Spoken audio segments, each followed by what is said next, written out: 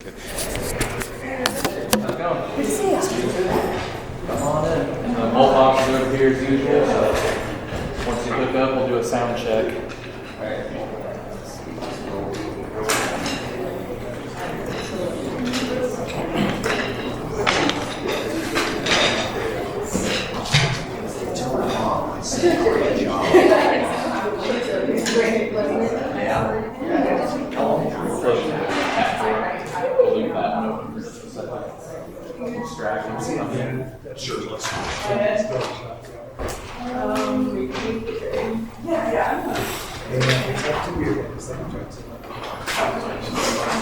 You're like watching it right now. Do you want to take it? Actually blocking me. Is that good? Okay, we figured it out. We're good. Still getting set up.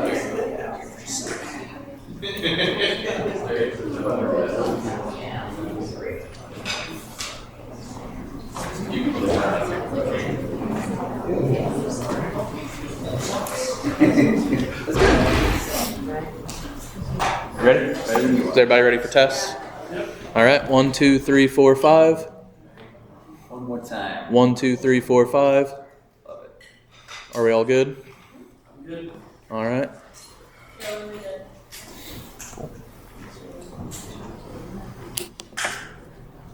All right. I'll go here. Joe, how was it? Pretty good.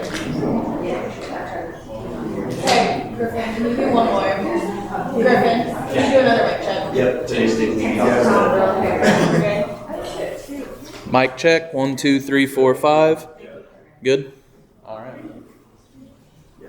Today would not be a good day for names here.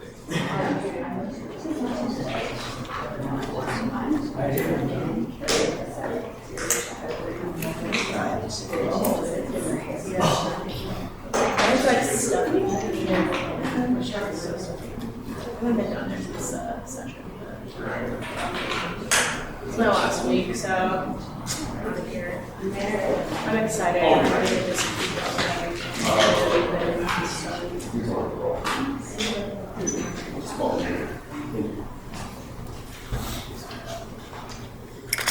Good afternoon.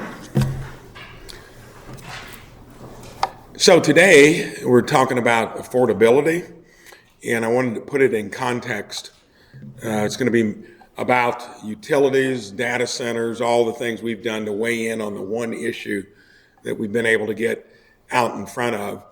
But it's related to what we've spent a lot of time over the first year and a few months. It's going at costs in general. And I've been, I think, the most aggressive when it comes to trying to lower healthcare costs. And to me, that's the biggest part of our economy that's got to come down in cost. It affects families across the board. There, it's the biggest lobby in our state. It was out in D.C. as well. I just found out from the time I spent there to actually get a competition and transparency bill in place. Things take a long time there. It was at the tail end of the 6 years. It is now the leading piece of legislation that was the blueprint that we started on transparency and competition. And if you remember, that was co-authored by a guy named Bernie Sanders, when even convinced him that until we get costs down by the folks in the business of healthcare, there's no chance that we're going to lower costs for Medicare, Medicaid, let alone the private side. That has been rejuvenated into a bill for the first time. It's got, I think, close to 10 co-sponsors on each side of the aisle, and it may be the template that goes forward there. Here, we're just getting started. We spent a lot of time working on hospitals. Insurance companies are going to be a focus coming up. But when you're looking at targeting the biggest parts of our economy, healthcare being the largest, this is just another component of it. That's going to be a long-term battle. We'll see where it goes. Here, it's clear that after 3 years of the highest inflation that we've ever had since the 70s and 80s, that was put upon all states. It's reverberated across the country. 7, 8, and 9%, just call it 25% over 3 years. That's what we're dealing with. Businesses, governments, households were burdened by it, and it's clear what the cause of it was. And when your inflation rate, core, is down to 1.5%, 2.5% generally, you do not take inflation from whatever administration gives it to you and bring it down. That's called deflation. You're beset with those prices. The only way you can get better at it is have policies and regulations that make it easier to enhance the supply of it. That's where I'm going to segue to the affordability of utilities. That is what many people look at currently as being an issue just as significant as what property taxes were when I came in. That was a campaign issue you had to campaign on. It was argued vehemently within our own chambers in terms of what to do. And when you come up with a product that saves $1.5 billion there over 3 years, gives all homeowners a home that will be 2/3 exempted from it, graduated in over the next 5 years, and it passed with 2 votes, a lot of time and energy spent on it. This should be easier. Here we've got 5 investor-owned utilities that provide nearly all of our electricity. No governor has taken them on because it's like taking the healthcare lobby on. And it's evolved into where the cards were stacked in their favor. Didn't make a ton of difference before inflation came along.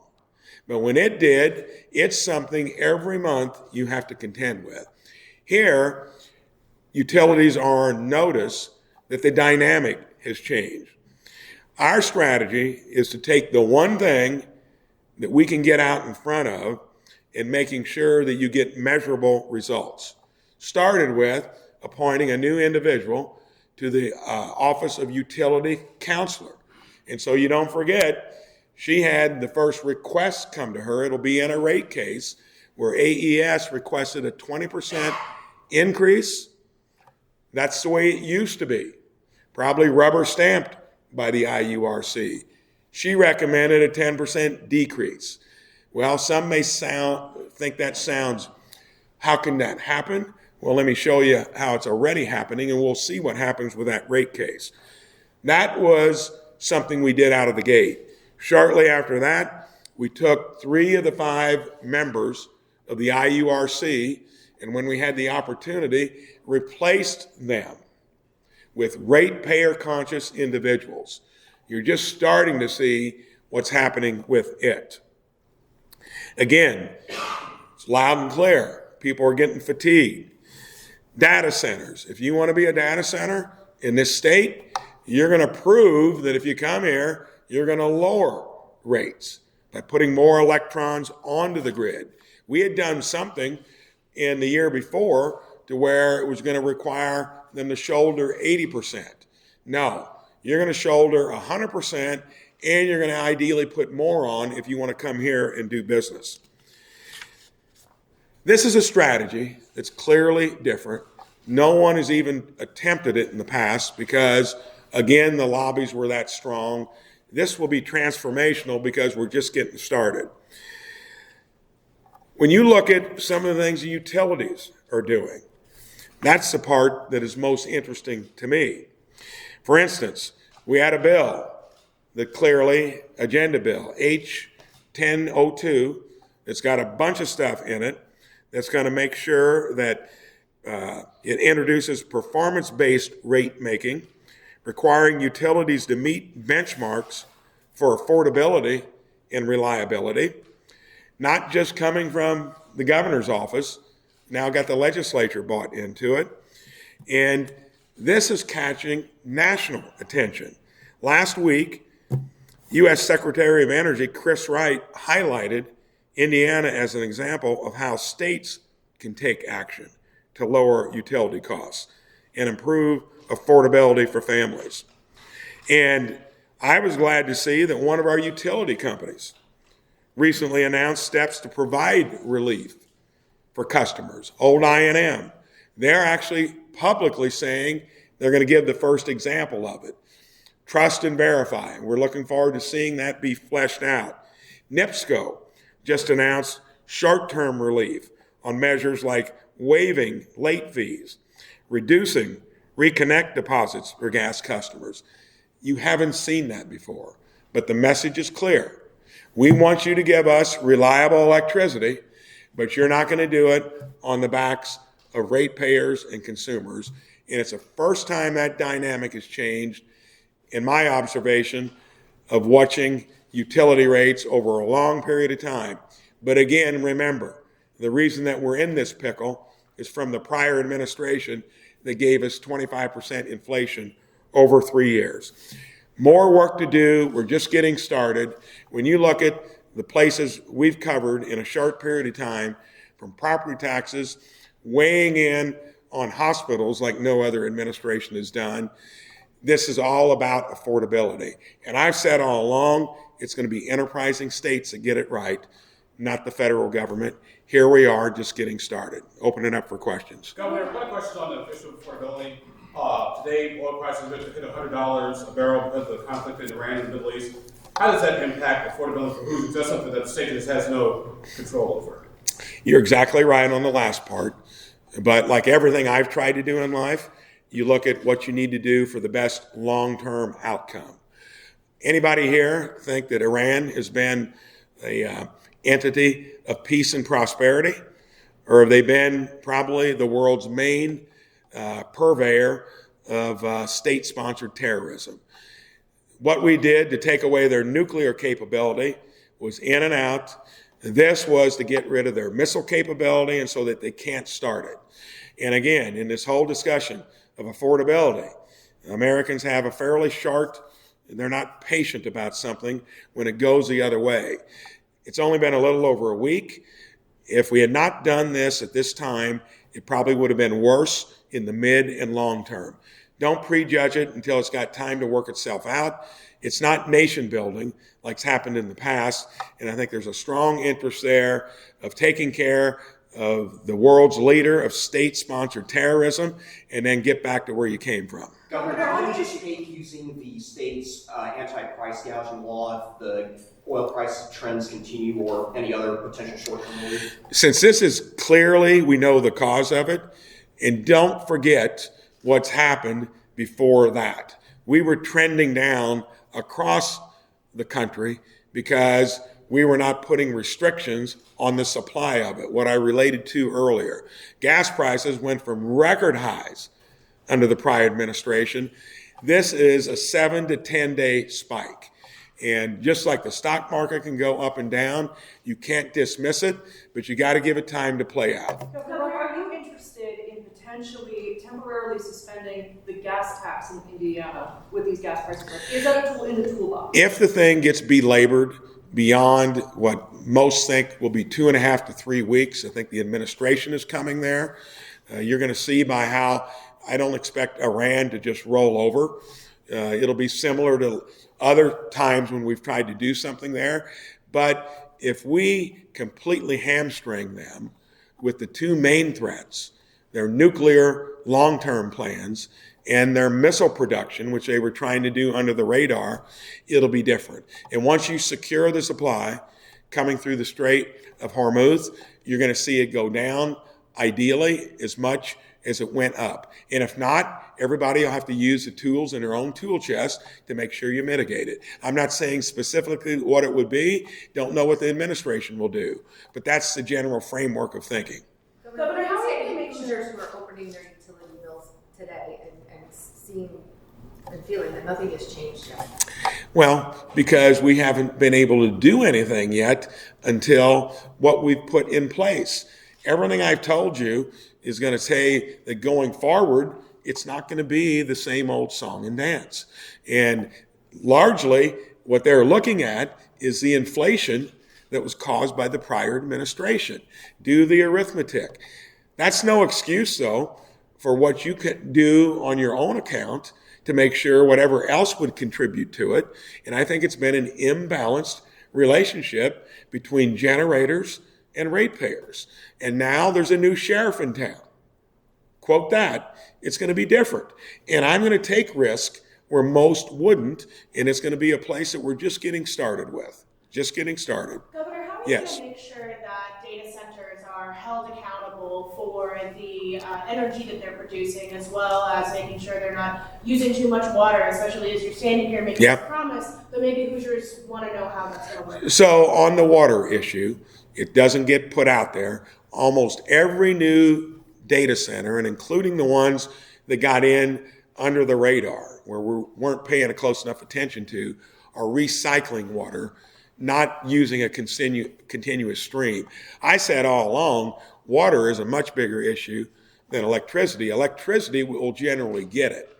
Water is only really available to where you can look at doing more with it in about a third of our counties. There's been a study that's been trying to get finished for a long time. It'll say about the same. So the fact that that has been taken off the table, to my understanding, to the extent of about 90% of what it was going to use, they can't go into places other than where we've got water to spare.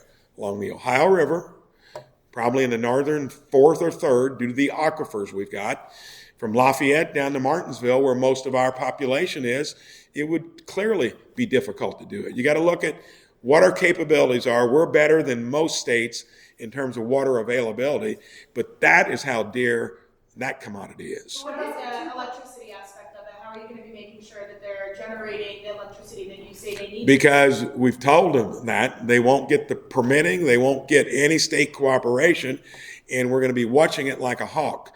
So that is prospective, and for the places that have already got data centers in, where costs were spiked, it's because they had to pull that electricity off the grid. There's no capability to do that until you get more electricity on the grid. And if they want to do it for a data center, it's going to play out like we talked about, or else they're not going to be welcome in Indiana, period. So when you say that- And it's going to go into places that want data centers. Like many of the rural counties would like them because it would be a big boost to their economy. And that's going to have to all be up to local approval. Two more questions. When it comes to the AES deciding to cancel these town hall meetings, what is your reaction to that? And the second part of my question, you mentioned that you want to see these hyperscalers get 100% of the cost, but currently... Ideally more. But, Yeah, if you're going to come in and get my support, you're going to have to bring in minimally enough to supply your own needs. And ideally, if you want to do many in this state, you're going to do just what they were talking about, I think with AEP, I&M, that you're going to bring costs down. And they've publicly said they're close to where that's going to happen. So I'll believe it when I see it, and that's what we're looking for. What's the second part of your question? would you like to see that, or just to put a fine point on it, would you like to see that in state law? So it's no longer just a formality? Codifying anything is fine with me. Get the legislators on board, and I'd probably be for that. Because if it isn't, there's going to be the question of, well, how are you going to enforce it? You won't have quite the teeth you have with codifying it. So we'll see. We got a session ahead of us. You got the last question. Governor, are you going to let the syringe services bill and the cryptocurrency ATM bill become law without your signature, or do you plan to? So the crypto bill I'm going to sign it because we were able to put some stuff in it that made it signable. On the syringe bill, I'm not going to sign it, but I'm not going to veto it. And here are the reasons. We got this into that bill. Again, when you're talking about Jason Johnson and our team wore the legislature out with being involved, just like we kind of were in the first session. This was different, and if you remember, of our agenda bills, we got 19 out of 23 done. Agency bills, 32 out of 35. That doesn't just happen. That happens because you work your tail off. On the syringe exchange, here's what we were able to get into it. Recipients must show a valid ID card to prove residency in the region covered by the exchange program. Recipients must provide a used syringe to receive a clean syringe. Exchanges may not distribute within 1,000 feet of a school, childcare, or religious institution. Instead of a 10-year extension of the program, it's a 5-year. IDOH may shut down an exchange program if they are not in compliance with the law. When we got that into it, and the reason I didn't sign it is because I think that's treating a symptom, and we need to get at the underlying issue of what it was done for in the first place to where you don't use that as a crutch going forward. Thank you very much. So can you elaborate really quick on what you mean by watching them like off the data centers? We're done. Thank you.